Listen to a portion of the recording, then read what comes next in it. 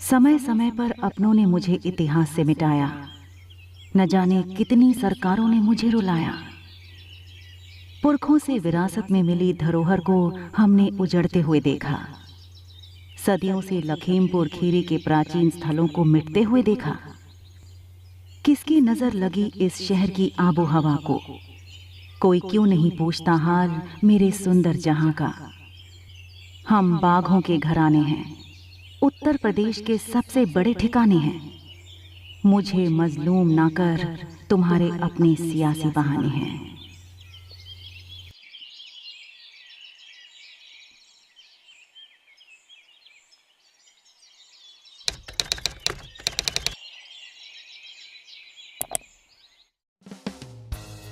लखीमपुर खीरी उत्तर प्रदेश के लखनऊ मंडल का एक जिला है जो नेपाल की सीमा पर अवस्थित है, जिसे नेपाल का प्रवेश द्वार भी कहते हैं।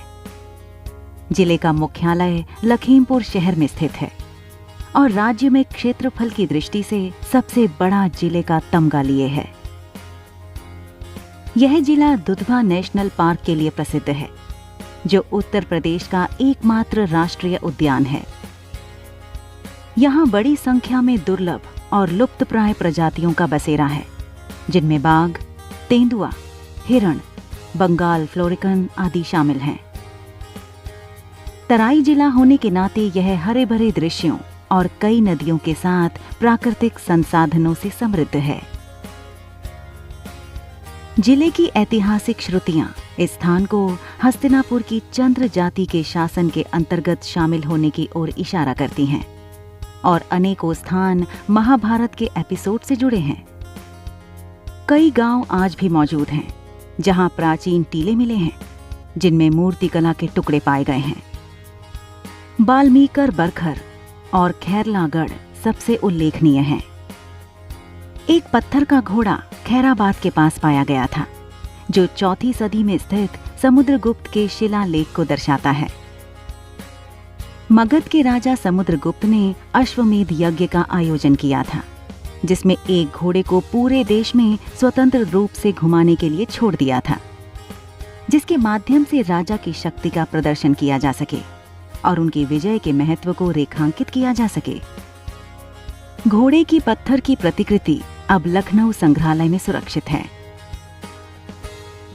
लखीमपुर खीरी का उत्तरी भाग राजपूतों द्वारा 10वीं शताब्दी में रखा गया था। मुस्लिम शासन धीरे धीरे इस दुर्लभ और दुर्गम क्षेत्र में फैल गया।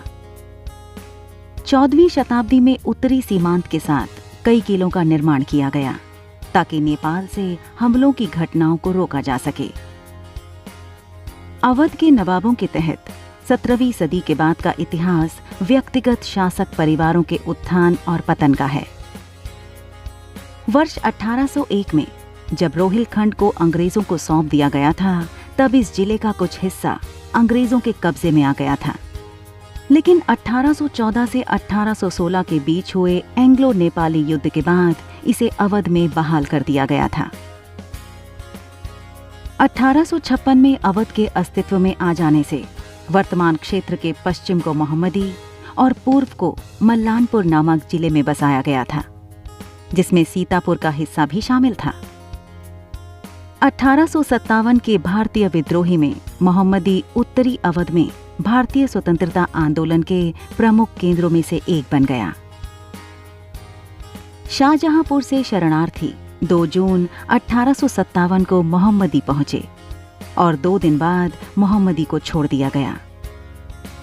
अधिकांश ब्रिटिश पार्टी को सीतापुर के रास्ते में गोली मार दी गई और बचे लोगों की मृत्यु हो गई, या कुछ दिनों बाद लखनऊ में उनकी हत्या कर दी गई। सीतापुर से भागकर आए कुछ लोगों के साथ मल्लनपुर में ब्रिटिश अधिकारी नेपाल भाग गए, जहां बाद में उनमें से अधिकांश की मृत्यु हो गई। अक्टूबर 1558 तक ब्रिटिश अधिकारियों ने जिले पर नियंत्रण पाने के लिए कोई अन्य प्रयास नहीं किया।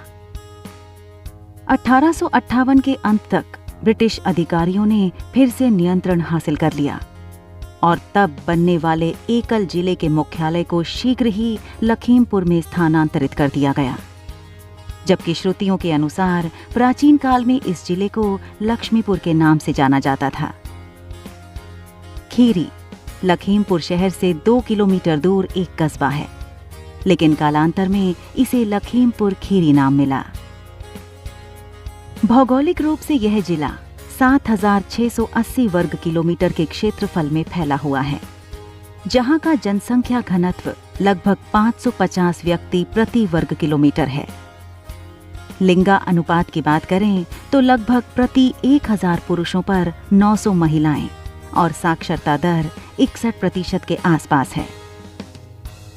यहाँ मुख्यतः हिंदी भाषा के साथ हिंदी परिवार की उपभाषा अवधी भी बोली जाती है।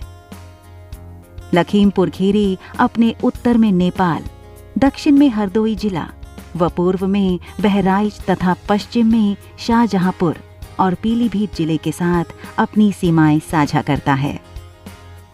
हिमालय की तराई से सटे होने के कारण लखीमपुर में कई नदियों का प्रवाह क्षेत्र है, जिनके नाम क्रमशः शारदा, घाघरा, कोरियाला, उले, सरायन, चौका, गोमती, कठन, सराय और मोहन प्रमुख हैं। पालिया हवाई अड्डे के नाम से जाना जाने वाला हवाई अड्डा लखीमपुर खीरी में पालिया कलां में दुधवा राष्ट्रीय उद्यान के पास स्थित है और यह लखीमपुर शहर से 90 किलोमीटर दूर, जबकि निकटतम अंतर्राष्ट्रीय हवाई अड्डा अमौसी अंतर्राष्ट्रीय हवाई अड्डा लखनऊ है और शहर से 135 किलोमीटर की दूरी पर अवस्थित है। प्रशासनिक दृष्टिकोण से इस जिले को मुख्यतः 2 लोकसभा, 8 विधानसभा, 15 विकास खंड, 7 तहसील और 1167 ग्राम पंचायतों के क्रमबद्ध जाल में बांधा गया है। लखीमपुर खीरी फिल्मों के लिए भी काफी लोकप्रिय स्थान है, जहां उमराव जान 1981 में, गमन मुजफ्फर अली की और स्वदेश 2004 की शूटिंग इसी जिले के अंतर्गत आने वाले स्थलों पर की गई थी। पर्यटकों व सैलानियों के लिए जिले में प्राकृतिक व धार्मिक आस्था से जुड़े कई स्थल हैं। लखीमपुर खीरी में स्थित घने जंगल, खास मंदिर और यहाँ की लोक परंपराएं जिले को पर्यटन के नक्शे पर खास पहचान देती हैं। थारू हट ठहरने को लुभाता है, तो वहीं देवाधिदेव महादेव के भक्तों के नाम से विख्यात छोटी काशी इसे खास पहचान देती है, जिसकी चर्चा हम बारी बारी से आप सभी व्यूअर के सामने प्रस्तुत करेंगे। तो आइए जानने की कोशिश करते हैं उन स्थलों के बारे में। Dudhwa national park. 1 फरवरी 1977 ईस्वी को दुधवा के जंगलों को राष्ट्रीय उद्यान बनाया गया। कुछ ही सालों बाद किशनपुर वन्य जीव विहार को इसमें शामिल करते हुए इसे बाघ संरक्षित क्षेत्र घोषित कर दिया गया।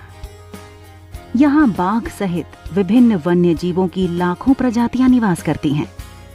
गोला गोकर्णनाथ शिव मंदिर। मुख्यालय से करीब 35 किलोमीटर दूर भगवान शिव के मंदिर के चलते गोला गोकर्णनाथ को छोटी काशी के नाम से भी जाना जाता है। लिलौटी नाथ मंदिर।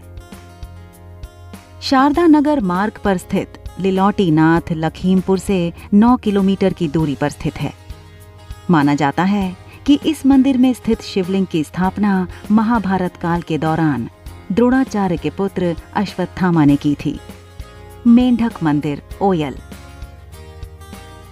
लखीमपुर से 13 किलोमीटर की दूरी पर सीतापुर मार्ग पर स्थित इस मंदिर का निर्माण 1870 ईस्वी में करवाया गया था। यह मंदिर भगवान शिव को समर्पित है। इसकी विशेषता यह है कि यह मंदिर मेंढक के आकार में बना है। देवकली शिव मंदिर। देवकली शिव ऐतिहासिक ऐतिहासिक है।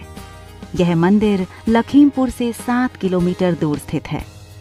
इस मंदिर का नाम भगवान ब्रह्मा की पुत्री देवकली के नाम पर रखा गया है, क्योंकि उन्होंने इस स्थान पर कड़ी तपस्या की थी। खैरीगढ़ किला। सिंगाही क्षेत्र में 1379 ईस्वी में सुल्तान फिरोज तुगलक के समय में यह किला निर्मित हुआ था। देश के इस चर्चित किले के सम्राट समुद्रगुप्त की एक मुद्रा तथा कन्नौज के राजा भोजदेव की अनेक मुद्राएं प्राप्त हुई थीं।